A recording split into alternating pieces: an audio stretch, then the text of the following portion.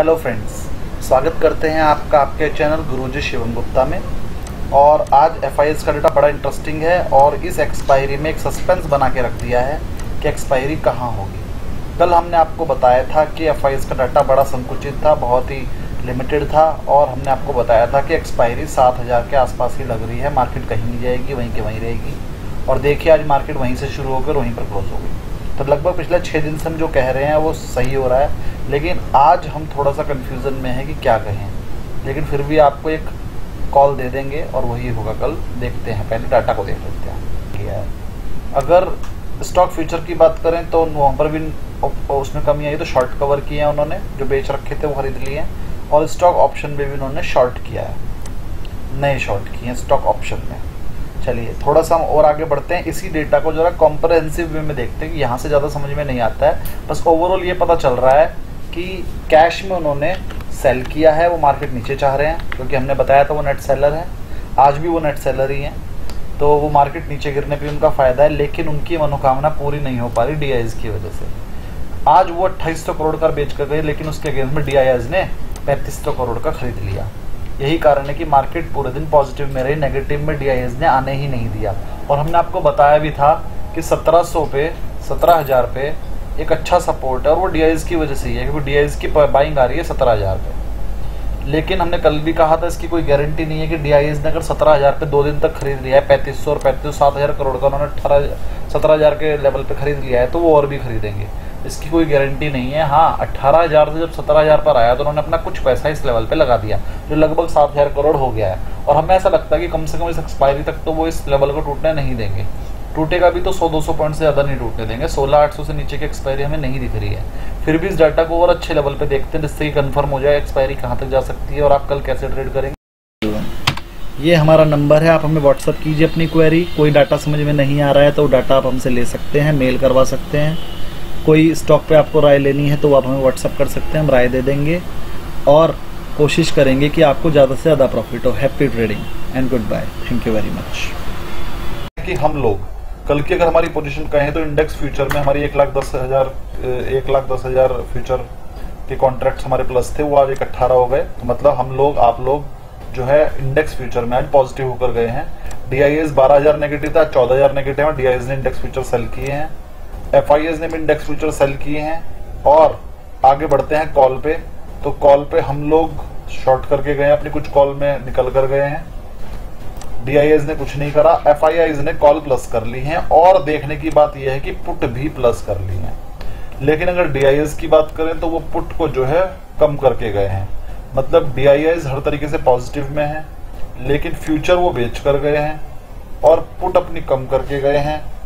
तो कुछ मिला जुला सा रुझान है, लेकिन कैश में वो बाइंग कर रहे हैं। स्टॉक फ्यूचर की बात करें तो हम लोग 1149 से 1141 आ गए और डीआईआईज 1282 बेच रखा था, 1287 बेच रखा है, थोड़े से और बेच गए।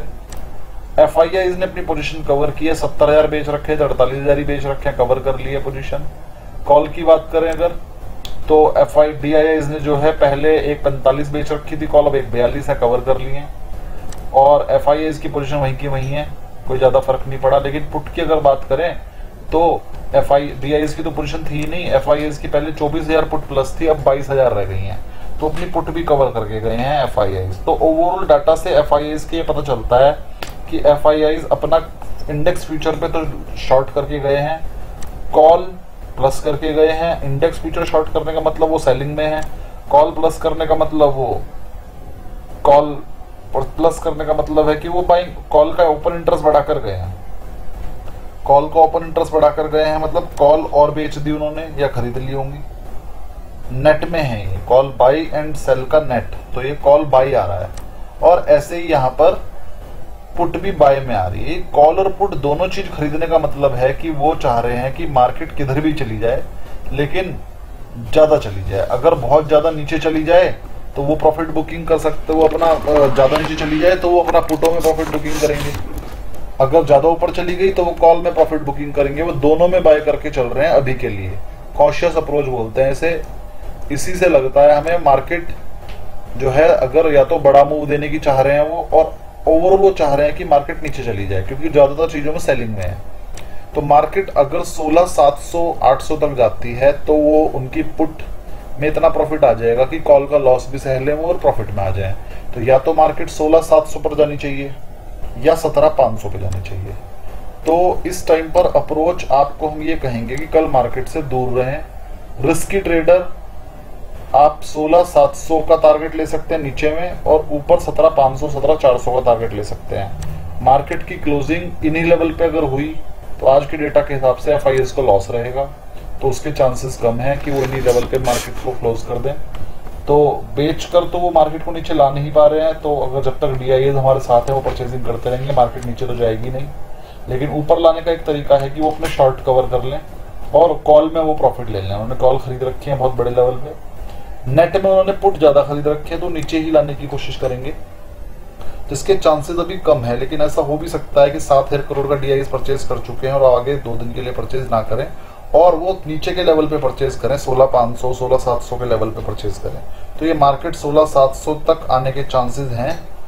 कल के लिए कुछ भी हो सकता है, अभी हम कोई निश्चित राय नहीं दे पा रहे हैं। मार्केट से दूर रहने की सलाह है और रिस्की ट्रेडर ट्रेड कर सकते हैं। मार्केट में बड़ा करेक्शन या बड़ी गैप अप ओपनिंग मिल सकती है।